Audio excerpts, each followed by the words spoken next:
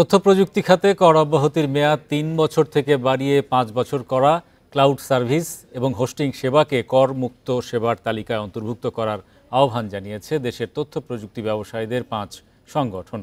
রোববার বিকেলে কারওয়ান বাজারে বেসিস মিলনায়তনে বাজেট প্রতিক্রিয়ায় এসব দাবি জানায় বেসিস, বাক্য, বিসিএস, ইক্যাব ও আইএসপিএবি। শিগগিরই সংগঠনের নেতারা এসব দাবি নিয়ে এনবিআর-এর সঙ্গে আলোচনা করবে বলেও জানানো হয়।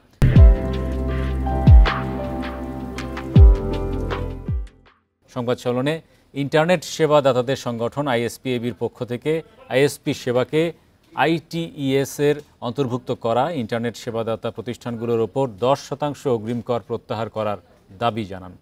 বর্তমানে ব্রডব্যান্ড ব্যবহারে হার 10%, কিন্তু স্মার্ট বাংলাদেশ গড়তে তা 60% হওয়া প্রয়োজন বলে মত দেন সংগঠনের নেতারা। বিদেশি মুদ্রাকে সেভ করতে হয় এবং বাংলাদেশের তথ্যকে যদি বাংলাদেশে রাখতে হয় তাহলে লোকাল কোম্পানি, দেশীয় প্রতিষ্ঠান যারা ওয়েব হোস্টিং সার্ভিস দিচ্ছে তাদেরকে আসলে এক্সেমশনের আওতায় রাখাটা জরুরি।